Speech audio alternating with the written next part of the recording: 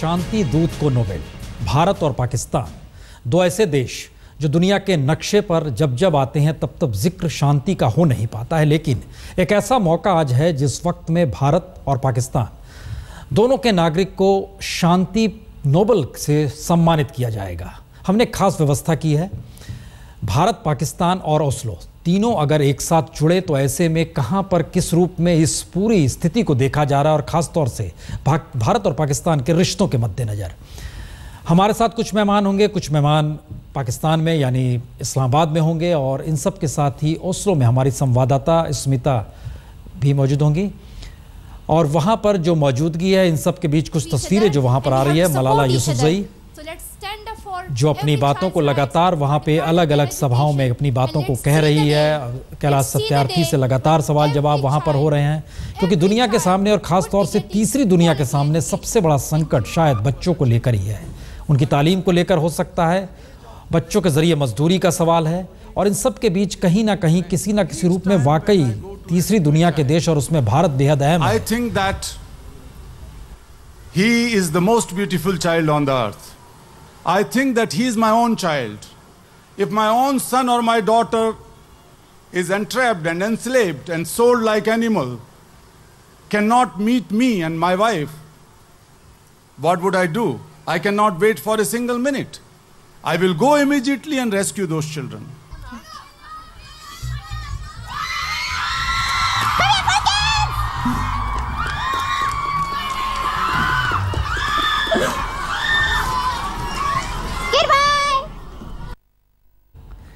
ये एक समारोह आयोजित किया गया था जिसमें बच्चों की मौजूदगी थी, उनके परिवार वालों की मौजूदगी थी, और यह उस समारोह से ठीक पहले का समारोह था।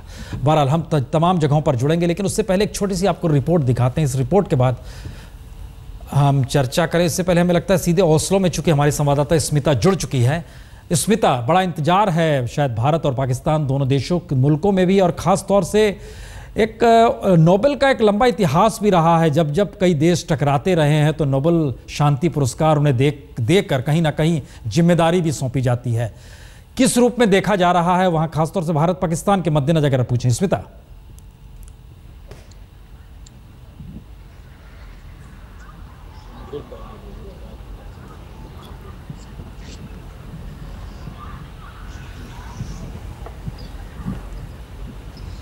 स्मिता, हमारी आवाज अब तक पहुंच रही है?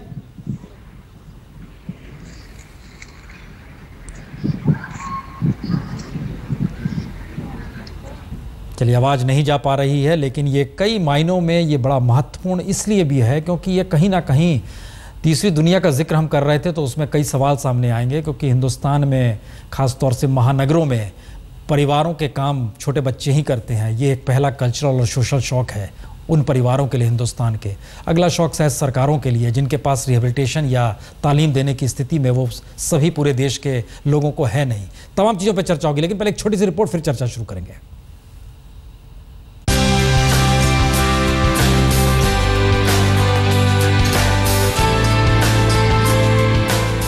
अब से कुछ ही देर में नॉर्वे की राजधानी ओस्लो में इतिहास रचा जाएगा, जब ये दोनों शख्सियत नोबेल पुरस्कार विजेता बन जाएंगे। शांति के ये दो मसीहा, अमन के ये दो चेहरे, एक हिंदुस्तान का तो दूसरा पाकिस्तान का। पाकिस्तान से शांति का नोबेल पाने वाली पहली शख्सियत होंगी मलाला, जबकि उनका नाम सबसे कम उम्र की नोबेल विजेता के रूप में भी दर्ज होगा। वहीं बचपन बचाओ आंदोलन के अगुवा कैलाश सत्यार्थी भारत में जन्मे पहले शख्स होंगे जिन्हें शांति का नोबेल पुरस्कार मिलेगा। मलाला और कैलाश सत्यार्थी के साथ अब ये वर्तमान है। The issues of children, most invisible children came to the knowledge of the people. That is the beginning. And I always say that the consciousness is the beginning of change. The consciousness is the beginning of transformation, and that has begun immediately after the announcement. That is the most important part. बड़ी बात यह भी है कि भारत और पाकिस्तान के इन दो चेहरों को नोबेल का साझा सम्मान ऐसे समय में मिल रहा है जब दोनों देशों के बीच रिश्ते तल्ख हैं, सरहद पर तनाव है। सम्मान के साथ नई चुनौतियां भी होंगी, लेकिन साझे सम्मान के साथ साझी मुहिम के हौसले भी बुलंद हैं कैलाश सत्यार्थी और मलाला के दिल में। ओस्लो से स्मिता शर्मा के साथ आज तक ब्यूरो। मुश्किल कई स्थितियों को संभालने की है, और खास तौर से तीसरी दुनिया के देशों। और साथ मेहमान जुड़ चुके हैं। एसडी मुनि साहब, स्वामी अग्निवेश जी और प्रोफेसर भरत गुप्ता जी भी जुड़ चुके हैं। स्वामी अग्निवेश जी, हर जहन में एक सवाल तो जरूर है कि दरअसल ये क्या सोचा गया होगा इस शांति सम्मान को देते वक्त, क्योंकि भारत और पाकिस्तान के नुमाइंदों को चुना गया, बच्चों को लेकर बात की गई, नज़रिया अलग अलग हो सकता है, लेकिन क्या सोचा गया होगा? सोचा जो भी गया हो, लेकिन साइटेशन में बहुत साफ तरीके से वो कहते हैं, नॉर्वे की जो नोबेल कमेटी है, कि हमने एक हिंदू को, एक मुसलमान को, एक पाकिस्तानी, एक हिंदुस्तानी, और दोनों के बीच में शांति होनी चाहिए। अब ये बड़ा अजीबोगरीब सा है, आप किसी को अवार्ड दीजिए, ठीक है, लेकिन नॉर्वे की पार्लियामेंट, नॉर्वे की सरकार नेटो की मेंबर है, स्वीडन नहीं है, डेनमार्क नहीं है, तो एक नेटो कंट्री हमें बता रहा है कि हमें शांति करनी चाहिए। तो ये जो, लेकिन आप इतिहास को अगर पलटें तो अनवर सादात को भी दिया गया था, और इजराइल के प्राइम मिनिस्टर मेंशन बेगिन थे, उनको भी दिया गया था। टकराव की स्थिति याद कीजिए तो मिडिल ईस्ट में जब संकट था, और वो तो 94 में दिया गया था, वहाँ के संकट से निपटने के लिए उन देशों के नुमाइंदगी करने वाले लोगों को। मसला ये है कि क्या ऐसे पुरस्कारों के ज़रिए अगर भारत और पाकिस्तान को टटोलने की कोशिश ज़रूर होगी, क्योंकि ये न्यू एम्बेसडर्स हैं आज की तारीख में शांति के लिए। नहीं, ऐसा नहीं हो सकेगा ना जी। अभी देखिए, 10 दिन पहले काठमांडू में हमारे दोनों प्रधानमंत्री इकट्ठे थे, और 2 दिन इन लोगों की जैसे बातचीत होनी चाहिए थी नहीं हुई। अब आप कहेंगे कि वहाँ पर अब कि शांति पुरस्कार दिया जा रहा है, अब नवाज शरीफ और नरेंद्र मोदी जी को बात कर लेनी चाहिए या कुछ नज़दीक आना चाहिए। ये मैं समझ रहा हूँ कि जिसको कहते हैं ना ओवर सिंप्लीफिकेशन, 2 मुल्कों के रिश्ते, और जबकि वहाँ से अभी भी टेररिज्म, आतंकवाद जारी है, कल तक भी जारी था। तो ऐसे हालात में ठीक है, ये आप उन दोनों के रिश्तों के बीच में आ गए। हम जरा एक नई टटोलने की कोशिश करते हैं। प्रोफेसर साहब, हम आपसे एक चीज़ जानना चाहेंगे, भरत गुप्ता जी, कि बच्चों के जरिए अच्छा, 1 मिनट, हमारे साथ हमारी संवाददाता जुड़ गई। स्मिता, हमारी आवाज़ अब तक आ रही है?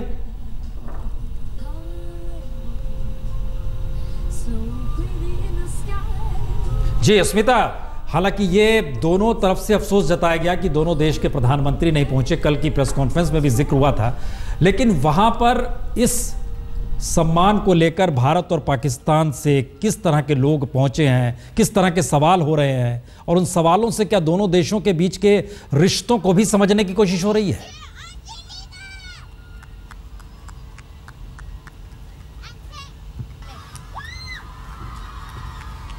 काफी लोगों को देख रहे होंगे। दरअसल हम इस वक्त अल्फ्रेड नोबेल जो पीस सेंटर है वहां अंदर आ चुके हैं, और यहाँ इस वक्त मीडिया के सामानों की जो है बाकायदा सुरक्षा चेक हो रही है। सेरेमनी शुरू होने में घंटे भर से कम वक्त रह गया है।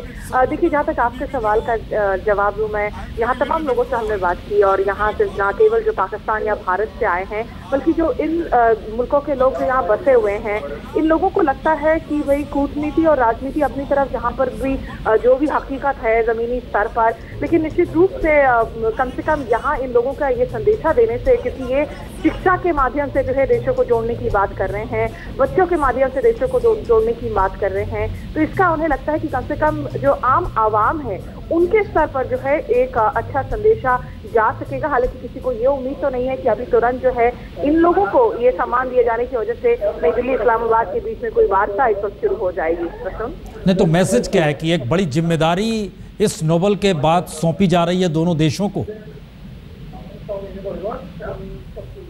निश्चित रूप से देखिए, और इसे लेकर सवाल भी खड़े हुए थे, माफ कीजिएगा, सवाल खड़े हुए थे कि क्या नोबेल पुरस्कार की तरफ से, क्योंकि आपको याद हो कि जब ये बयान आया था उसमें सिर्फ भारत पाकिस्तान का ही बात नहीं की गई थी, बल्कि हिंदू और मुसलमान के मामलों की भी बात की गई थी। इससे लेकर भी कुछ लोगों ने जो है सवाल खड़े किए थे कि नोबेल पुरस्कार याद हो, क्योंकि इसकी जहाँ तक इतिहास का सवाल है ये हमेशा विवादों में भी रहा है। काफी बार लोगों ने सवाल खड़े किए कि आपने बराक ओबामा को पुरस्कृत कर दिया सिर्फ वादों के आधार पर, चीन में जो विरोधी सुर वाले लोग थे उनको आपने कभी नोबेल शांति पुरस्कार दिया। तो यहाँ एक, लेकिन हाँ, एक इस मकसद के साथ ये अवार्ड जरूर इस वक्त दिया जा रहा है कि कम से कम जब मलाला यूसुफजई और कैलाश सत्यार्थी एक साथ आते हैं तो शायद दोनों मुल्कों को एक बीच में जो है रिश्तों के बेहतरी के लिए कहीं ना कहीं एक अभियान छेड़ सके आगे। और क्या दोनों देशों से कोई प्रमुख लोग भी वहां पर पहुंचे हैं? क्या ऐसा भी है, कुछ कोई चेहरा नजर आया? नहीं प्रसून, दोनों के ही जो है खास जो परिवार वाले हैं, जो दोस्त हैं, जो उनके साथ रहे हैं उनके अभियान में लंबे समय से युक्त, वो लोग पहुंचे हुए हैं मलाला के साथ। याद हो कि 2 और उनकी दोस्त भी थी, उन्हें भी गोलियां लगी थी जब तालिबानियों ने उन पर निशाना साधा था। तो इस तरह के खास जो लोग हैं कैलाश सत्यार्थी के साथ, जो 90 के दशक से जब से वो इंजीनियर के बाद एक्टिविस्ट बने, कार्यकर्ता बने, तब से लेकर उनके साथ जुड़े हुए हैं, वो लोग भी यहाँ मौजूद हैं उनके साथ में। और आमतौर पर जो मुल्कों के एम्बेसडर्स हैं वो मुल्कों को रिप्रेजेंट करते हैं इस समारोह में। चलिए हम आपके पास लौटेंगे, प्रोग्राम भी वहाँ शुरू होने वाला है। हम एक छोटा सा ब्रेक ये बताते हुए ले रहे हैं कि आपको इसके बाद ब्रेक के बाद लौटेंगे तो हमारे साथ पाकिस्तान से भी कुछ मेहमान जुड़ चुके होंगे और ओस्लो तो हमारे साथ जुड़ा ही रहेगा, और वहाँ पर भी जो पाकिस्तान या भारत की नुमाइंदगी करते हुए खासतौर से एम्बेसडर्स उनसे बात करने की भी किए जाने की तैयारी वहाँ पर हो चुकी है। और एक लिहाज से कहा जाए कि चंद मिनटों के बाद वो पूरा कार्यक्रम शुरू होगा, वहाँ पर चलेंगे। हम जिक्र चूँकि यहाँ पर कर रहे थे प्रोफेसर भट्ट जी, हम एक चीज़ समझना चाह रहे हैं कि बच्चों के ज़रिए दोनों देशों को देखें या बच्चों के ज़रिए आने वाली स्थितियों को देखें, और ख़ास तौर से बच्चों के ज़रिए वर्तमान स्थितियों को देखें, इस नोवेल का मतलब क्या है? मैं तो इसका यही मतलब निकालूंगा कि, और मैं कोशिश करूंगा ये इंटेंशन पढ़ने की, कि दोनों देश के बच्चों के ऊपर एक प्रकार से दोनों देशों के भीतर ही जो जुल्म हो रहा है उससे बच्चों को बाहर ले जाया जाए। लेकिन दोनों देशों में परिस्थितियां अलग हैं। पाकिस्तान के अंदर मलाला के कॉन्टेक्स्ट में ये सारी चीज़ देखी जाए तो बड़ा स्पष्ट है कि वहाँ जो जिहादी और तालिबानी फेनेटिसिज्म है ये उसके अंतर्गत शिक्षा रोकी जा रही है। और भारतवर्ष के अंदर जो परिस्थिति है वो गरीबी की है। यहाँ का जो क्रिमिनल सेटअप है बच्चों को बाल मजदूरी में या बंधुआ मजदूरी में लगाने का, वो भी है, लेकिन दोनों में अंतर है। तो अब 2 देश इस मामले पे कैसे कोऑपरेट करेंगे?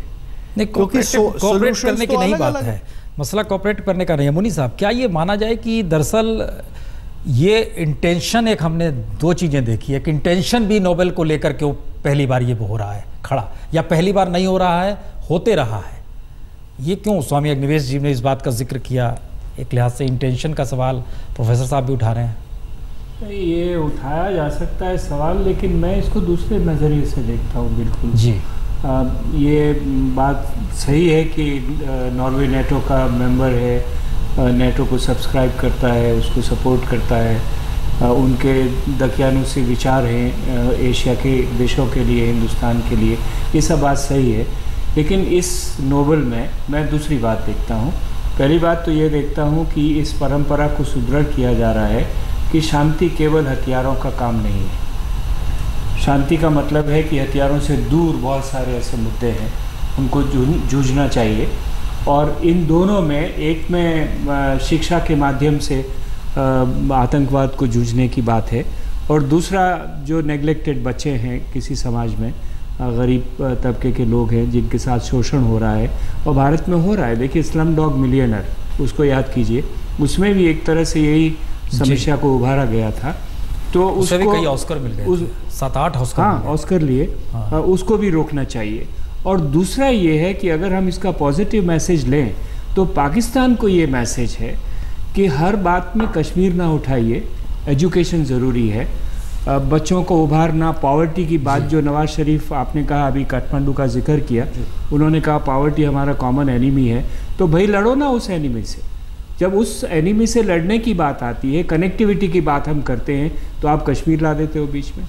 जब हम लोग ये बात करते हैं कि बिजली पे समझौता हो जाए, हम दोनों आपस में मिल जाएं जिससे कि आम लोगों को फ़ायदा होगा, तो आप कश्मीर ला देते हो उसमें। तो क्या एक बहुत स्ट्रॉन्ग मैसेज नहीं है? नॉर्वे को भूल जाइए 1 मिनट के लिए।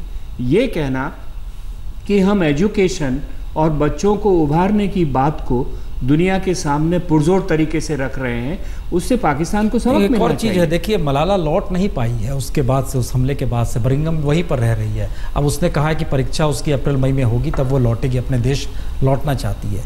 उन ऐलान के बाद भी स्थितियां वहां पर भी ठीक अभी भी नहीं है। नहीं, मैं यही कह रहा हूँ, इसलिए मैसेज है पाकिस्तान, मैसेज पाकिस्तान। हम 1 मिनट, हमारे साथ चूंकि पुष्पेश पंत जी भी जुड़ चुके हैं। पुष्पेश पंत जी,